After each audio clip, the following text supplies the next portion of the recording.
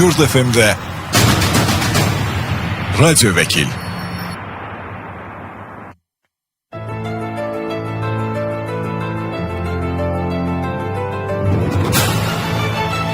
Axşamınız xeyirli olsun, Radyo Vəkil proqramı efirdə öz işinə başlayır. Sizinlə mən Xəyal Orucoğludur və düz bir saat ərzində həm söhbət olacaq, sizinlə danışacaq. Bugün də sizi maraqlandıran, hüquqla bağlı olan suallara birlikdə cavab almış olacaq. Və əlbəttə ki, sizi və bizi maraqlandıran suallar var və bu sualları da bizə ilə indidən göndərə bilərsiniz. 099 6 907 907 bizim WhatsApp nömrəmizdir və bu nömrədə suallarınızı yazılı formada bizə göndərə bilərsiniz ki, biz də burada efirdə səsləndirib cavabını birlikdə bugünkü vəkil qonağımızdan almış olaq. Yeri gəlmişkən bugünkü vəkil qonağımız Lalə Salmanovadır. Xoş gəlmisiniz, salamlayırıq sizi. Təşəkkür edirəm, çox sağ olun. Lalə xanım, bir saat ərzində dinləyicilərimizdən gələn fərqli və eləcə də həm də bizim bugünkü mövzumuzu əhatə edəcək suallar olacaq. Biz Lalə xanımla nədən danışaq, nəyi müzakirə edək deyə bir məsləhət alanda belə qərarlaşdırdıq ki, bugün o bir ataların bir sözü var, deyir, borçlu borçlunun sağlığını istəyər. Borçludan danışacağıq. Borçludan borcumuzu necə alaq? Bax, bunun qanuni tərəflərini birlikdə müzakirə edəcəyik və daha sonra təbii ki, sizi maraqlandıran mülki məsələlərlə bağlı ola bilər, ailə münasibətlərlə bağlı ola bilər, vərəsəlik və s. bu qəbildən olan sualları cavablandırmaq imkanımız olacaq. Bunun üçün dediyim kimi 099 6 907 907 nömrələri bir daha deyirəm. Yenicə qoşulanlar üçün, bilənlər bilir, bilməyənlər üçünsə bir daha deyim ki, 099 6 907 907 WhatsApp nömrəsinə öz suallarınızı yaza bilərsiniz. Əgər sizi maraqlandıran bir hüquqla bağlı sual, hüquqla bağlı bir məsələ varsa. Təkcə bizi radyo dalğada yox, həmçinin sosial media hesabında izləyən izləyicilərimiz də öz suallarını göndərə bilərlər. Hazırda bizi həm Yurt FM-in YouTube və TikTok səhifəsində, eləcə də Vaxt Medianın YouTube və TikTok kanallarında, səhifələrində hazırda canlı yayımdayıq. Oradan da bizi izləmək, oradan da sualları yazmaq mümkündür. Borçludan borcumuzu qanuni yolla necə ala bilər Lalə xanım?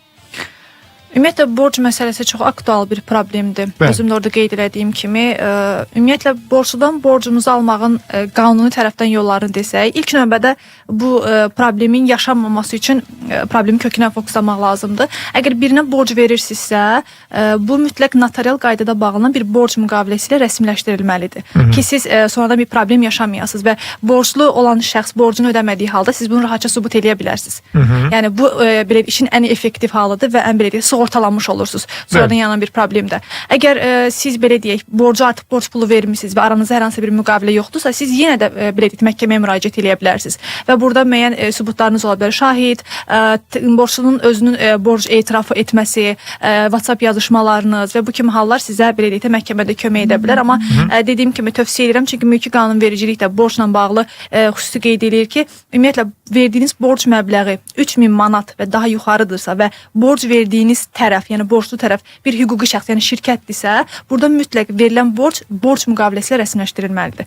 Yəni hər bir halda borc müqaviləsi dediyimiz kimi, yəni bu olması sizin üçün daha sığortalı bir hala gətirir vəziyyəti və son zamanlar mənim də qarşıma çıxır borc verib ala bilməyən şəxslər və bu zaman biz nə etməliyik? Ancaq bu formada məhkəməyə müraciət etmək daha doğrudur. Əgər məhkəmədə sizin iddianız təmin olunarsa, məhkəmə qətnaməsi əsasında və həmin şəxsdən borcunuzu geri ala bilərsiniz. Bu hansı yollarla olur? Çünki çox olur ki, misal üçün şəxslər sadəcə misal üçün adətən belə götürək də, yəni şifahi formada mənə bir 5-3 min pul ver, nə bilim 1000 manat pul ver, 300 ver, 500 ver.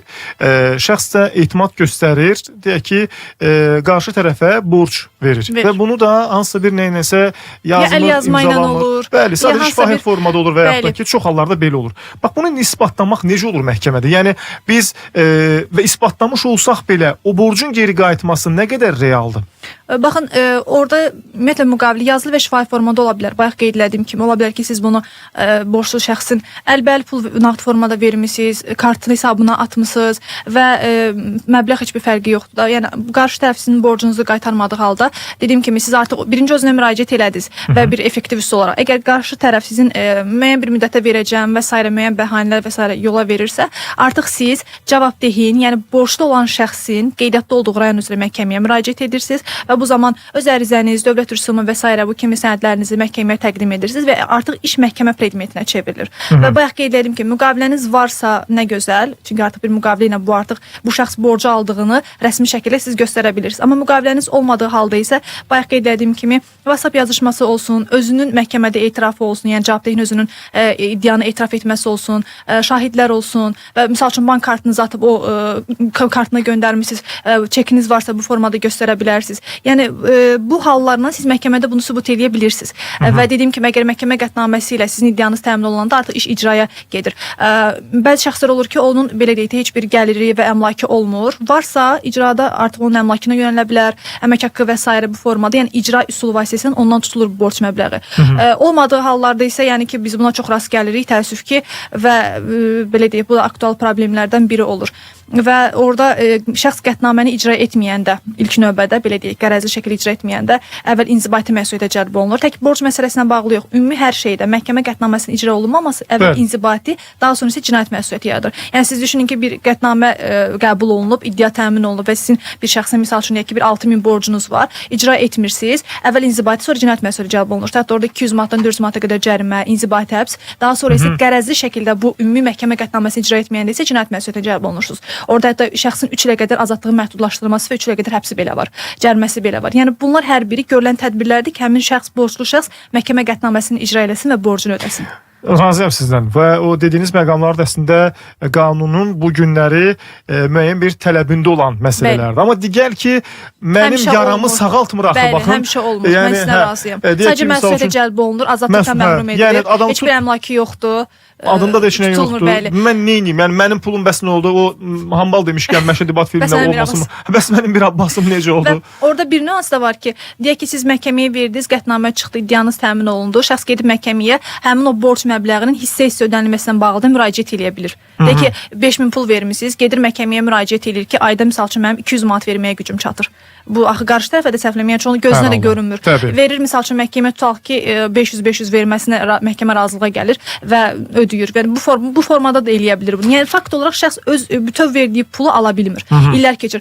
Və bir də orada iddia müddəti məsələsi də var. Onu da qeyd edeyim ki, bir də görürsüz ki, məsəl üçün üstündən 15 il keçir, gəl bizə müraciət olunur ki, bəs mən 15 il əvvəl bir şəxsə əlbəl pul vermişdim. Ortada müqavilə yox. Müqavilə olsa da müəyyən bir müddət çərçivəsində müraciət etmək lazımdır. Üstündən 15 il keçib, amma halbuki ən misalda iddia müddəti 10 ildir, ümumi iddia müddəti ondan yapışa bilərik, ondan da eləyə bilmirik. Yəni ortada heç bir sənəd yox. 10 müddətində biz borcumuzu tələb etmək haqqımız varmı? Ən azından ümumi iddia müddətimiz var. Əslində sizin müqaviləniz olsa bir borc müqaviləsi, ki misal üçün 1 illik bir borc müqaviləsi bağlamısınız ki, 1 ilin tamamında artıq ödəyəcək də, bağlamır və müqavilə ilə bağlı öhdəliklər üçün siz 3 il müddətində məhkəməyə müraciət edə bilərsiniz. Aranızda heç bir müqavilə yoxdur, bir razılaşma olub. Siz yenə heç olmasa ümumi iddia müddəti 10 ildir. 10 il ərzində müraciət edə bilirsiniz, amma 20 il sonra müraciət edən adamlar var. Heç nə borclu ortada yoxdur, nə borcunu sübut eləyə bilmir, nə müddət o deyil. Ona görə bunların hər birindən yaşamamaq üçün bu problemləri ilk növbədə birinci bir ya hüquqşünasdanmı, ya notariusdanmı məsləhətləşmək lazımdır ki, mən bu şəxsə bu qədər pul verirəm. Onu heç olmasa bəzi şəxslər buradakı bu deyək ki 100-200 manatlıq bir notariusun pulunu ödəməmək üçün, hətta mən biraz çox dedim də, hətta yəni o qədər baha belə deyil və götürüb 10.000 pulu əlbəl nağd formada verən adamlar var və sonra sübut eləyə bilmir. Yəni bir məbləği qurtaracağam deyə o qədər böyük zərərə düşən adamlar var. Ona görə də mütləq müqavilənin olması önəmlidir. Yəni bu nəzərə saxlamaq lazımdır. Dinləyicilərimizdən gələn maraqlı suallar da var. Bir dinləyicimiz soruşur ki, deməli, mənim deyir maklerə 300 manat pul atmalı idim, dinləyicimiz yazıb. Kiməsə pul atmalıymış. İndi o maklerdə dediyinə görə səhv atmışam, başqasına düşüb. Həmən adam da vermir. Necə qaytara bilərəm? Yəni kimisə kartına pul atmalıymış. Səhv at. Bir rəqəm belə səhv eləsəz, başqa bir şəxsə belə deyək də bank hesabına düşür və bu da mülki qanunvericilikdə əsassız varlanmadır. Yəni bu sizin necə ala bilər geriyə? Ancaq məhkəməyə müraciət eləyə bilərsiniz. O şəxsin gərək sizə məlumatları əslində lazımdır. Bu da biraz problem məsələlərdən biri olur. Onun qeydiyyat yerini bilməlisiniz. Çünki siz məhkəməyə müraciət eləyirsiniz. Bilməlisiniz ki, hansı məhkəməyə müraciət eləməlisiniz. Bəzi şəxslər bankı məhkəməyə verir, bəziləri şəxsin özünü tapıb özünü məhkəməyə verirlər. Əgər bunları sübuta, ümumiyyətlə orada ödənişlə bağlı görünür də onsuz da hansı karta bu məbləğ köçüb. Əsas o kimə köçdüyünü ki müəyyən eləyəndən sonra rahatca məhkəməyə müraciət eləmək olar. Yaxşı, o şəxs verməsə necə? Bax qeyd etdiyim kimi, necə ki siz borc verirsiniz, qaytarmır. Bu da eyni şeydir. Əsassız varlanmadır. Yəni adam səhvən kartına pul atıb, bu hər bir halda geri qaytarılmalı olan bir məbləğdir. Məhkəməyə verib geri ala bilərsiniz. Aydındır. Digər bir sual var dinləyicimizdən. Gələn suallar sırasında yazıb ki, deyir mənim babam 34 ildir yaşadığım evi mənə bağışlayıb. Aha. Babamın övladları da deyir imtina ediblər paylarından. Mənə bağışlayıb, qardaşım isə həmən evdə yaşayır. Yəni o da həmən evdədir. Orada doğulub, böyüyüb, indi də yaşayır, orada qeydiyyatdadır. İndi məhkəməyə vermişəm, yaşayışına xitam verilsin. Aha. Bir də ki, həmən məhəllədən də çıxarılsın. Çıxarılmasa, Mənzildən yəqin ki, çıxarması həmən zövqdür, yəqin ki, kənd evidir, yəni həyat yanı fərdi sahəsi yaşayış planla evi ver. ola bilər. Bəli, fərdi yaşayış evidir. Ona deyir, oradan nəsə düşürmü ümumiyyətlə? 74-cü ildir, mən də deyir 75-ci iləm. Qardaşımdır, heç bir kommunal onun adında yoxdur, hamısı mənimdir. Mən də ödəyirəm. Yəni, ev mənə bağışlanıb, tək mənə məxsusdur. Belə olan halda ona nəsə düşəcəkmi? Buyurun. Bilirsiniz, bu da çox aktual problemlərdən biridir. O borc müqaviləsi kimi bu da çox belə deyək də problem yaşadır. Necə? Bunlar ikisi bir-birindən fərqli şeylərdir. Şəxsin mənzilli istifadə hüququ olması başqa bir şeydir. Bəli. Qeydiyyatda olması başqa bir şeydir.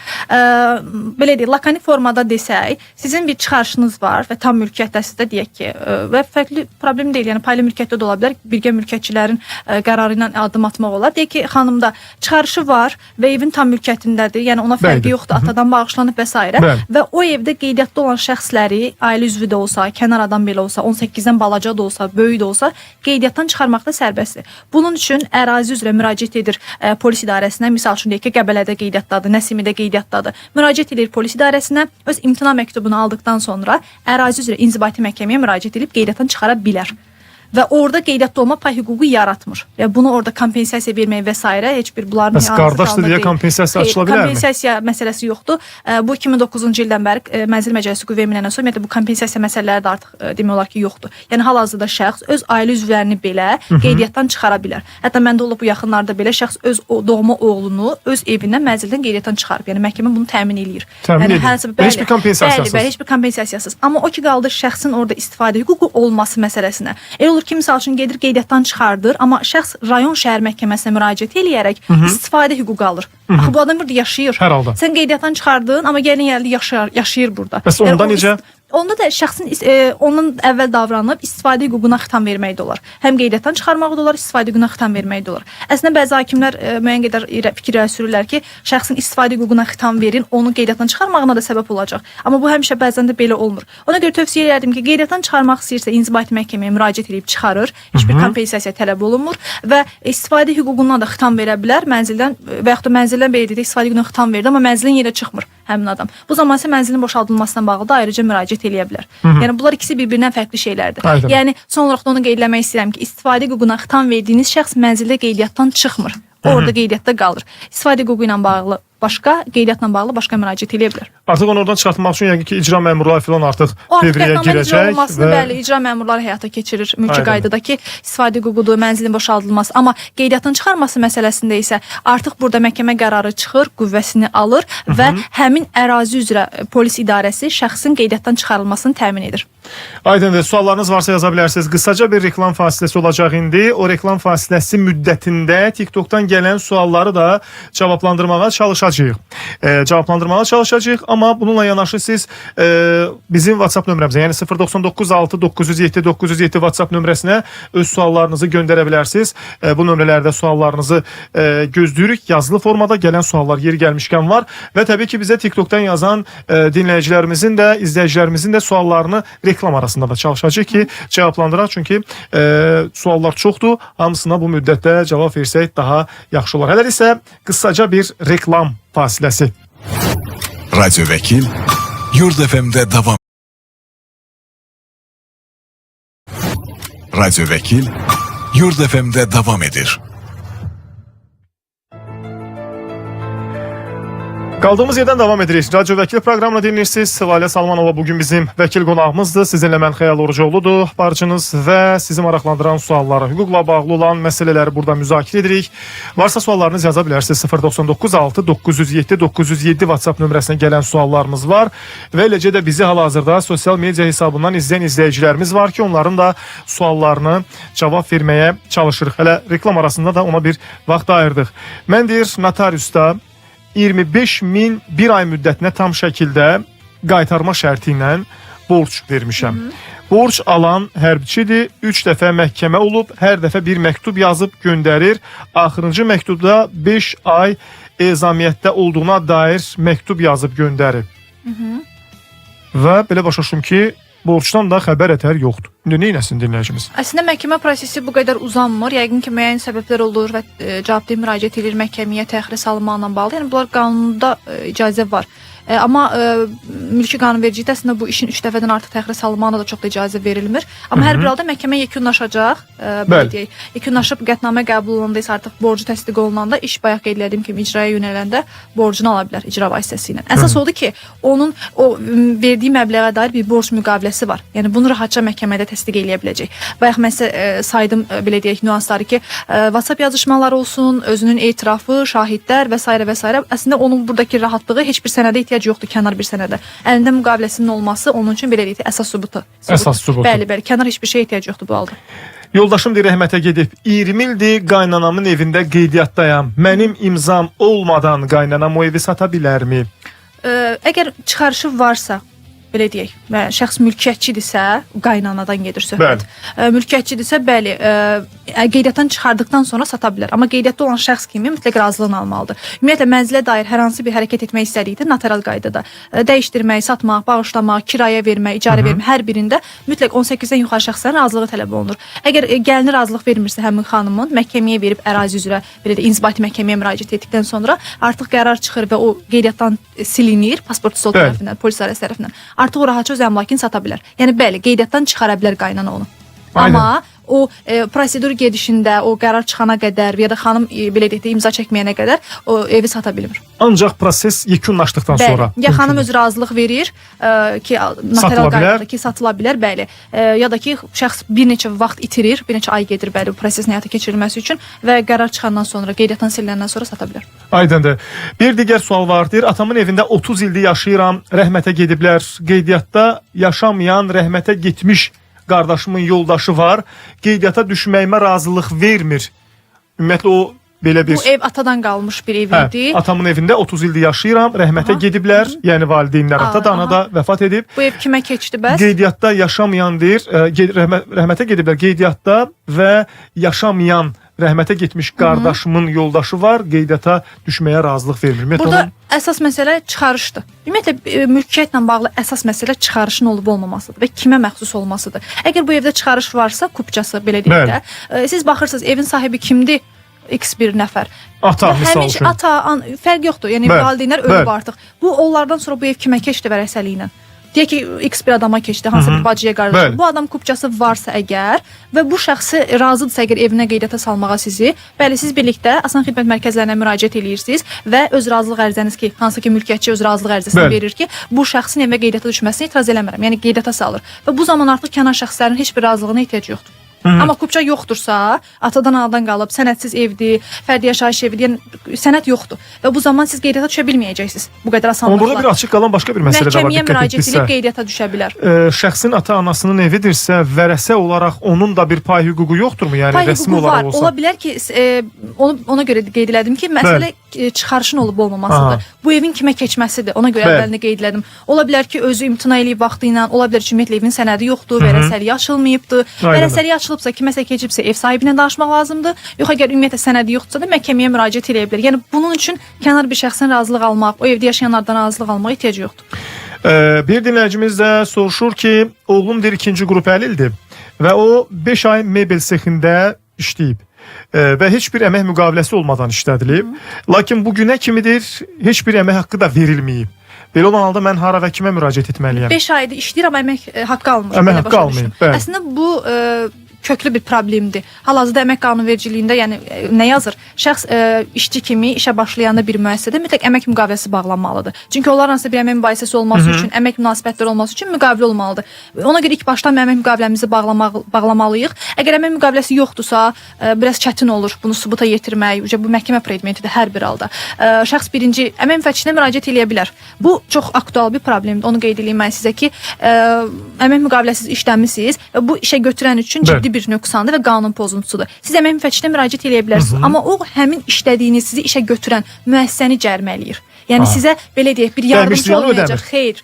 Mən bunu çox görmüşəm. Mən özüm deyirəm, müraciət eləyin. Amma nəzərinizə saxlayın ki, bu sizi işə götürən vəzifəli şəxsimi, işə götürənimi, şirkətimi cərimələmək onun tədbirini görür. Sizə olan o maddi ziyanı Olucu qarşılamır. qaytarmır. Siz bu halda necə edirsiniz? Müraciət edirsiniz mediasiya prosesinə, çünki əmək mübahisəsinə bağlı mediasiyadan keçmək lazımdır. Məhkəmədən əvvəl. Bəli. Mediasiyaya müraciət edirsiniz, daha sonra isə məhkəməyə müraciət edirsiniz. Deyək ki, o şirkətdir, həmin şəxs işə götürən, həmin şirkətin qeydiyyatda olduğu ərazi üzrə, yəni qeydə alındığı ərazi üzrə məhkəməyə müraciət edirsiniz. Sübuta yetirə bilsəz, yəqin ki, iş yoldaşları, özü, yazışmalar, bu faktların hamısını sübuta yetirsəz, almaq olar. Amma yenə deyirəm, əmək müqaviləsi olmadığı üçün məsələ kifayət qədər çətinləşir. Ona görə də mütləq əmək müqaviləsi bağlanmalıdır.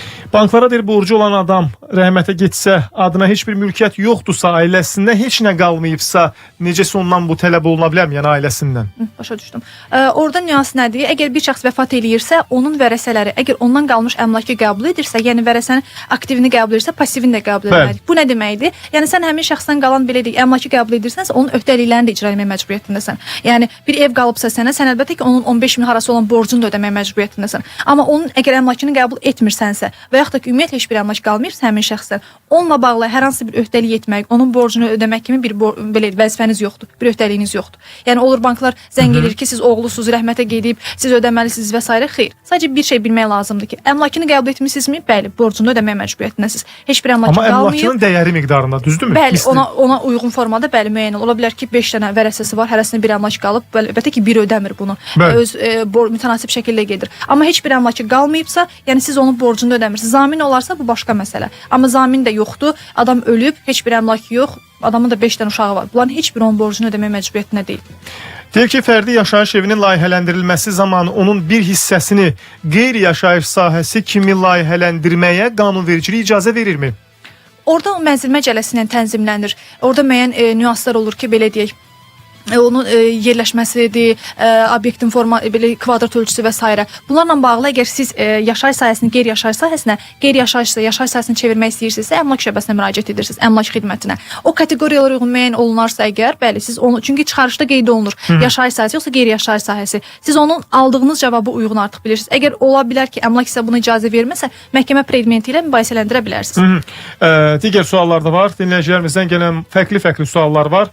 Yeri gəlmişkən 099 6 907 907 WhatsApp nömrəsində öz suallarınızı ünvanlaya bilərsiniz və əlbəttə ki, yazılı formada gələn sualları WhatsApp üzərindən göndərirsiniz. Bizi sosial media hesabından izləyən izləyicilərimiz də var. Onların da suallarını buradan səsləndirib birlikdə cavab almağa çalışırıq. Bizi hal-hazırda Vaxt Medianın və Yurd FM-in YouTube və TikTok səhifələrində, kanallarında izləmək olar.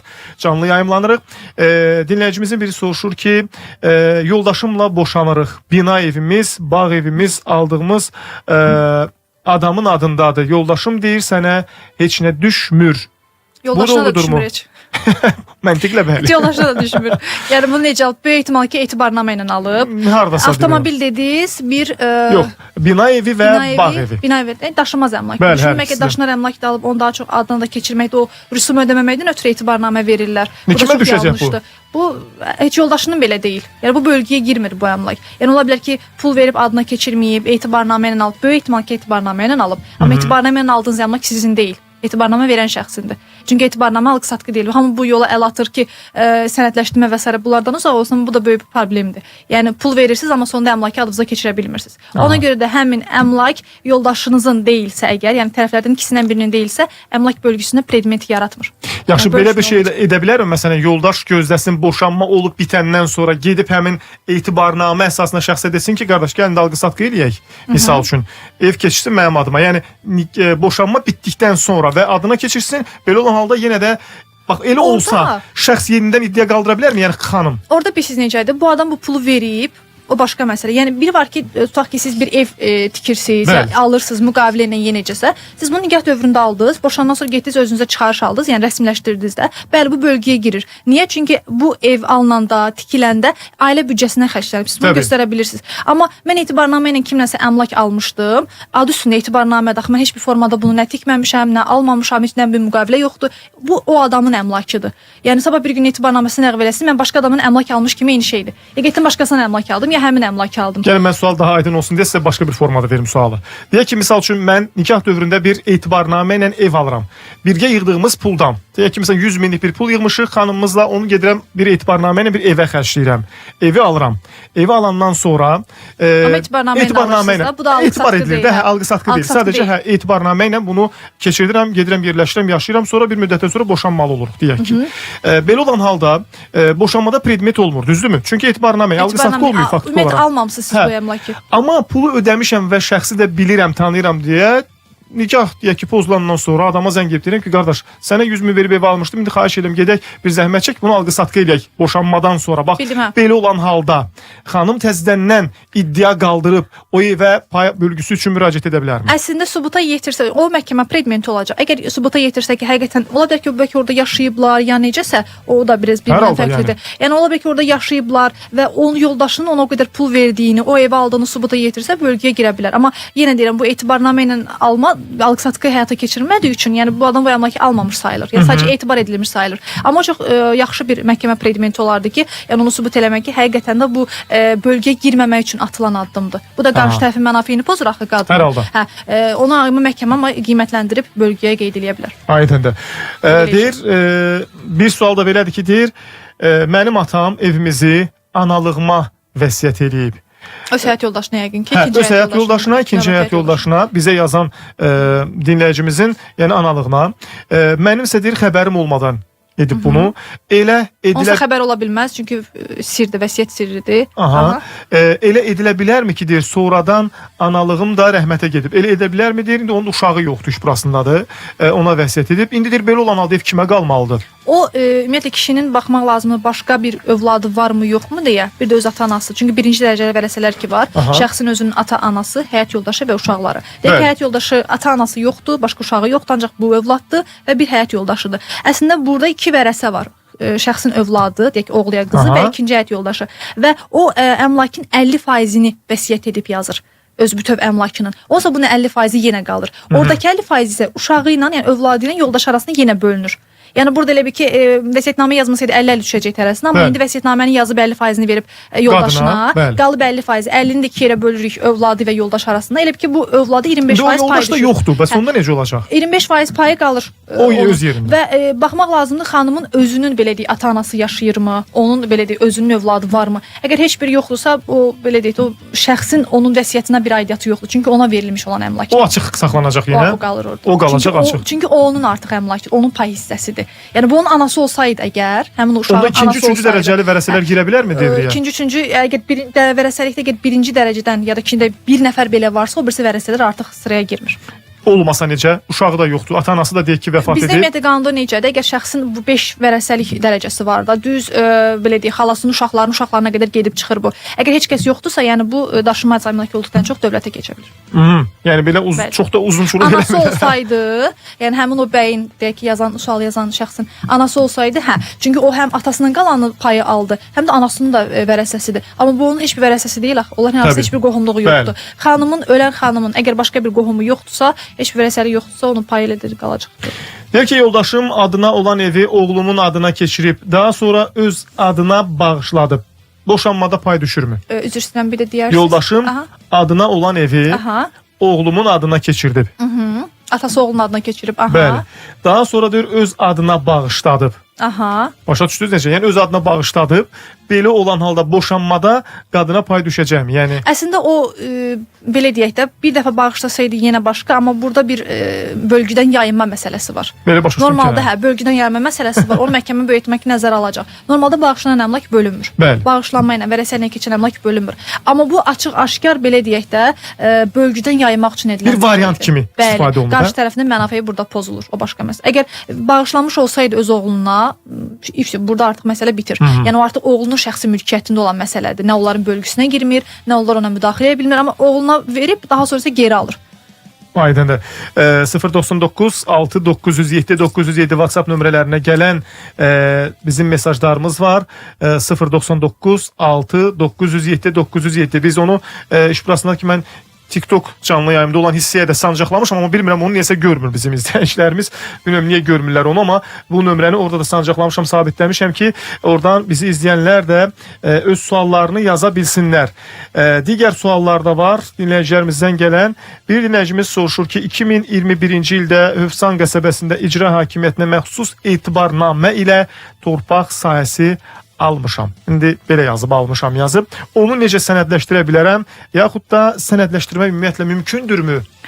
Təkcə etibarnamə ilə alınıbsa yox. Əgər ola bilər ki, sərəncam verilsin və digər sənədlər onlarla almaq olur. Bunun üçün əmlaka müraciət edirsiniz. Əksi olan sənədləriniz varsa əmlak xidməti sizə bildirir, toplayırsınız. Toplaya bilmədiyiniz halda məhkəmə ilə özəlləşdirə bilərsiniz, amma şəxs sırf etibarnamə ilə alınıb. Yəni bir adamdan etibarnamə ilə aldınız, ya icradan etibarnamə ilə aldınız. Yenə eyni şey. Yəni siz bu əmlakı almış sayılmırsınız, pulunu vermiş olsanız belə. Ona görə biraz çətin məsələdir. Deyir ki, ata evi qardaşımın adındadır. Yəni ata evi artıq qardaşın adındadır. Yazdığı sualda və mesajda belə qeyd olunub.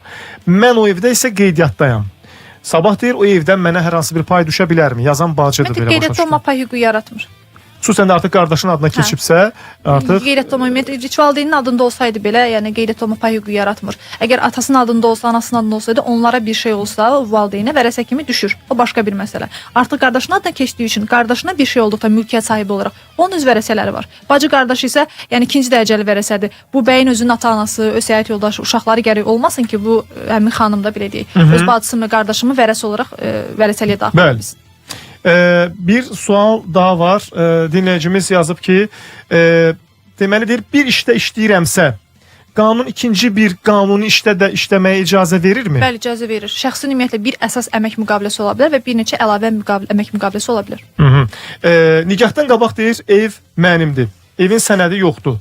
Onu necə sübut edə bilərəm və hansı qurum vasitəsindən kömək etmək mümkündür? Nikah dövründən əvvəl alıb, yəqin ki, bunun bir sənədi var. Yəni tikintisinə dairmi, icradan alıbsa sərəncamı mı? Yəni mütləq ki, bu arxivdə bir sənəd olacaq ki, bunun belə deyək, nikah tarixi ilə suçduranda baxıb görəcəksiniz ki, bu nikahdan əvvəl əldə olunmuş əmlakdır. Yəni mütləq ki, bu sənədlərində baxmaq olar.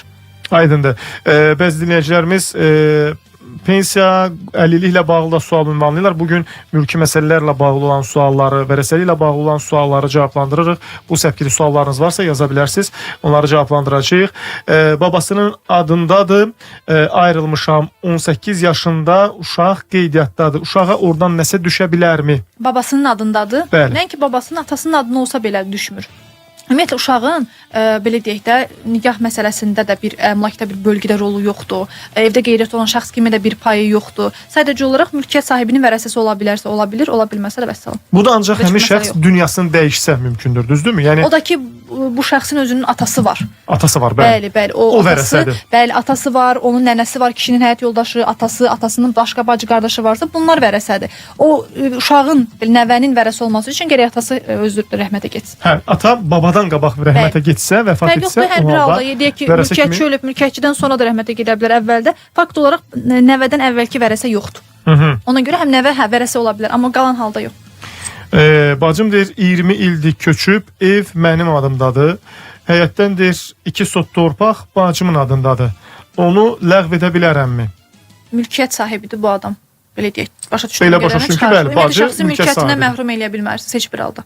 Heç bir halda mümkün deyil. Evlənməsi, subay olması, bunlar heç biri önəmli olan faktor deyil. Yəni. Başqa yerdə də köçüb qalması da faktor deyil. Heç bir fərqi yoxdur. Ölkədən belə çıxsa, başqa ölkədə belə yaşasa heç bir fərqi yoxdur bunun. Ümumiyyətlə şəxs mülkiyyətinə məhrum edilə bilməz. Məhkəmə qərarı və s. olmasa normal halda. Təbii. Digər bir sual var. Deyir ki, ev qardaşın adındadır. Satmaq istəsə qeydiyyatda olanların hamısının mı icazəsi olmalıdır? Bəli, 18-dən yuxarı hamısının. Kim olmağından asılı olmayaraq. İstər qardaşınız olsun, istər kənar bir qonşu. Ki nəzərə alsaq ki, bir evdə görürsünüz ki, kifayət qədər adam çıxır qeydiyyatda ki, siz halbuki bilmirsiniz bunu. 20 il sisteminizdə qeydiyyatdadır. Məcbursunuz məhkəməyə verib qeydiyyatdan çıxarasınız. 18-dən yuxarı bəli, hamının razılığı alınmalıdır. Bir dinləyicimizə soruşur ki, deyir, mən xəstəxanada çalışıram, işləyirəm. Gecə növbəsi deyir, oba marketdə deyir, işləyə bilərəmmi? Amma deyir, xəstəxanada da işləyirəm. Yəni hər ikisində rəsmi işləyə bilərəm. Yəni iş yerləri buna problem yaratmırsa, iş saatları əlbəttə ki, bayaq qeyd etdiyim kimi əsas və əlavə əmək müqavilələrindən təbii ki, işləyə bilər. Aydındır. Digər suallar da var. Dinləyicilərimizdən gələn bir sual da belədir ki, deyir, mənim adıma olan evdə qardaşım qalır. Mən onu oradan necə çıxarda bilərəm? Yəni adam istəyir ki, öz evində bəlkə özü Mənzilin boşaldılmasına bağlı məhkəməyə müraciət edə bilər. Qeydiyyatdansa qeydiyyatdan çıxarsın, istifadə edirsə istifadə qonaqdan versin. Bunlardan sonra yenə də mənzildən çıxmırsa, mənzilin boşaldılmasına bağlı mülki qayda məhkəməyə müraciət edə bilər. Maraqlıdır. Yəni əgər bu şifahi formada yəqin ki belə başa düşdüm ki, qardaş çıxmaq istəmir deyə dinləyicimiz yəqin ki yazıb o sualı. Çünki o yaşayır, gedib qeydiyyatdan çıxarlar, amma adam ordadır. İstifadə qonaqdan verirlər, qeydiyyatda qalır. Yəni bunlar hər biri fərqli şeylərdir, amma xüsusilə də orada yaşayır və mənzili tərk eləmirsə, mənzilin boşaldılması üçün ayrıca müraciət etmək lazımdır. 2015-ci ildə deyir bir nəfər pul götürüb ona zamin durmuşam. Məbləğin bir hissəsi ödənildikdən sonra qalanını ödəyə bilmədi. Ödəniş gecikməyə düşdü. 2017-ci ildə bankla danışılıb yeni müqavilə yaradıldı. Buna əsasən ödənişin bir hissəsi ödənildi. Mən elə bilirdim ki, bu borc ödənilib. Lakin bu yaxınlarda 2026-cı ildə bankdan zəng ediblər ki, adınızda gecikmə borc var. Zaminlik məsələsindən necə çıxa bilərəm? Ümumiyyətlə çıxmağım mümkündür. Zaminlikdən belə çıxmaq olmur. Əgər borclu şəxs ki, banka borcu var, o yeni bir zamin tapır, belə deyək, zamini dəyişmək istəyir. Banka müraciət eləyəndə bank bunu dəyərləndirir. Əgər sizin göstərdiyiniz zamin yeni zamin digərindən daha belə gəliri və s. daha əlverişlidirsə ki, borcu bundan ala bilməyəndə zaminə tutulsun, onda dəyişməyə icazə verirlər. Amma bunu belə siz dəyişə bilmirsiniz də banka müraciət olunca. Zamin özü də çıxa bilmir. Zamin özü də çıxa bilmir bundan. Yəni belə deyək, siz yeni bir zamin tapıb banka təqdim etdikdə və bank bunu dəyərləndirəndə ki, yeni zaminin keyfiyyətləri daha yaxşıdır, onda artıq zaminliyə xitam verə bilir. Belə kimisə işə salmaq üçün sala bilirsinizsə görün yerinizə onu. Amma orada bir dənə də nüans var yeni qaydalarla. Əgər səhv etmirəmsə 2023-cü ildən bu yanadır ki, ümumiyyətlə müqavilənin ki müddəti bitir, o kredit müqaviləsinin və müqavilənin müddəti bitəndən bir ildən sonra artıq zamini bank məhkəməyə verə bilməz.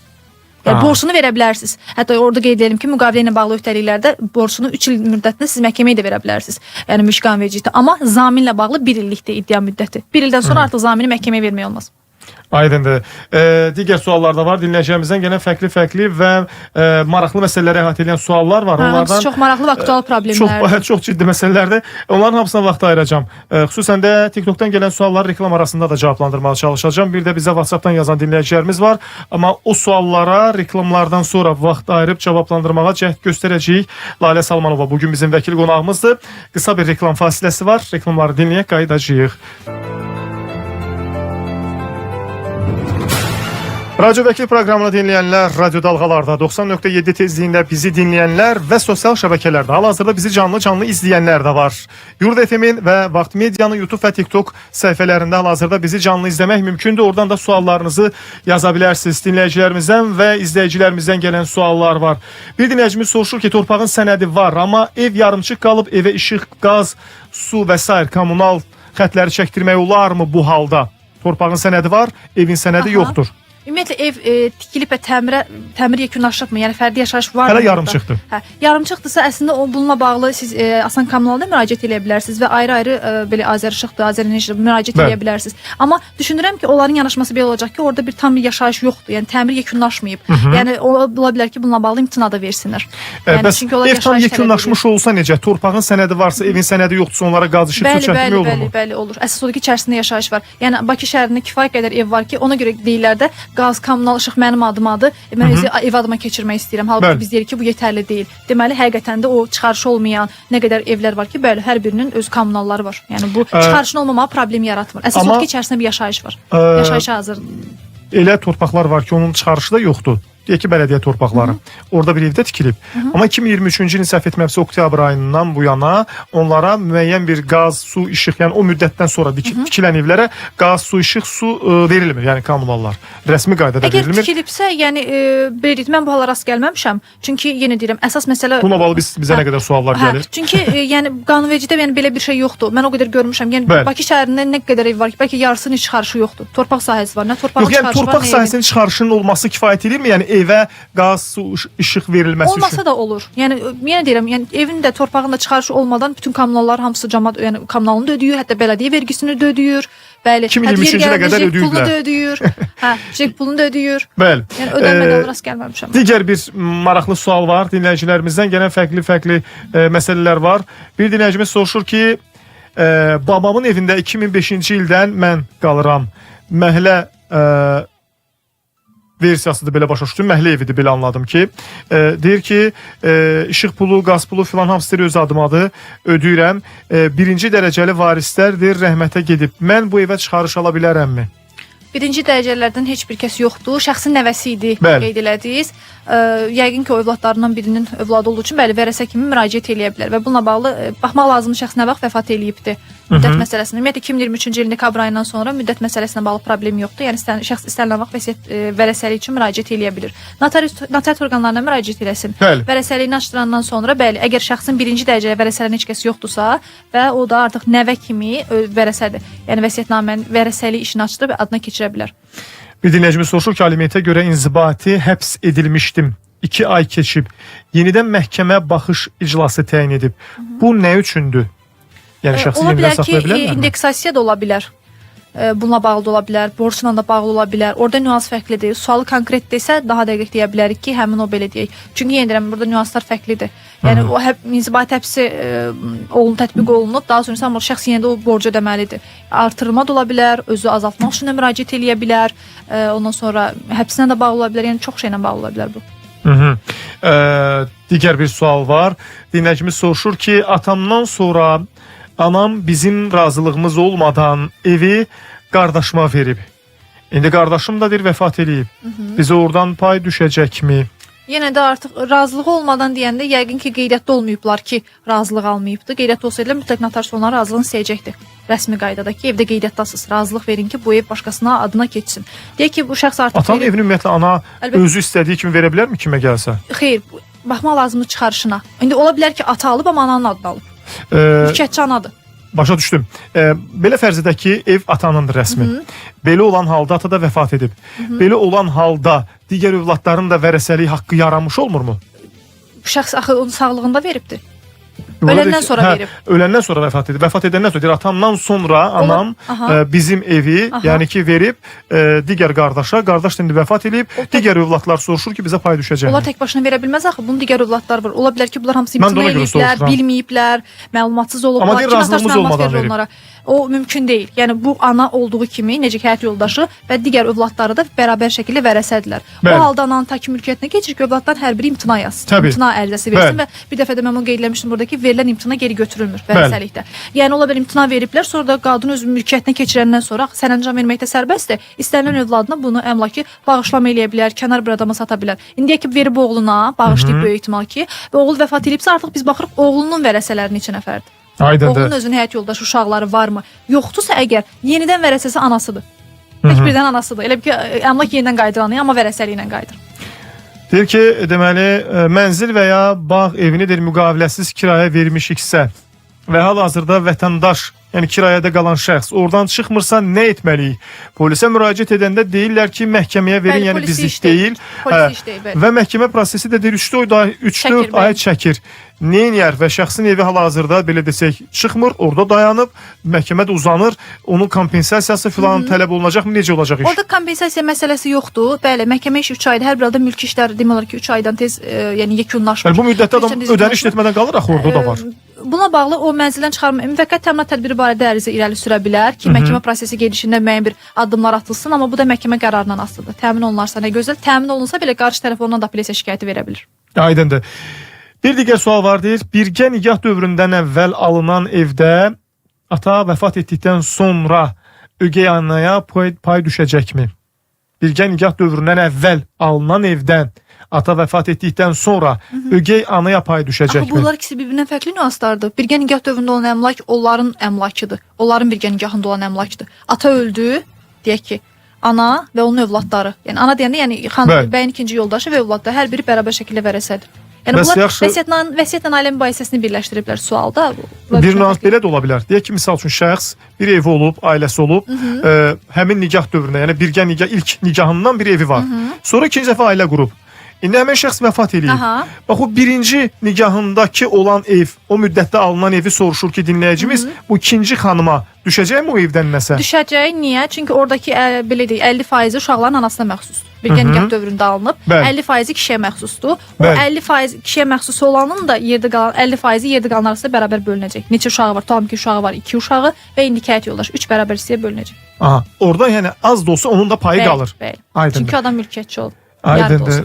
Aydındır. Deməli, digər bir sualımız var. Belə sualdır ki, deməlidir, ev mənim adımdadır, evi satmaq istəyirəm, bacım razı deyil. Onun yəni razı Yəqin ki, olmaması. qeydiyyatdadır.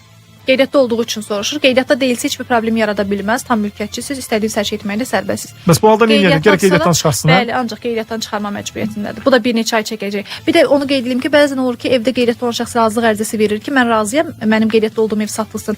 Alan adam razılaşmır. Ya da alır bunu, düşünür ki, çıxar özü nə vaxtsa çıxmır, məcbur evi alan adam illər sonra mı, aylar sonra mı təzən özü məhkəməyə müraciət etmək olur. Mən deyir, qohum olmayan, xərçəng xəstəsi olan 85 yaşlı qonşumu dəfn elədim. Yəni belə başa düşüm ki, onun bütün dəfn mərasimini üstlənib. Öləndən sonra deyir, hansı sənədlər yığmalıyam ki, mənə dəfn pulu versinlər. Çox yaxın qonşu olmuşuq deyir dinləyicimiz. Orada əsas ölüm haqqında şəhadətnaməsini istəyirlər. Şəxsin şəxsiyyət vəsiqəsidir, ölüm haqqında şəhadətnamədir, müraciət eləyənindir.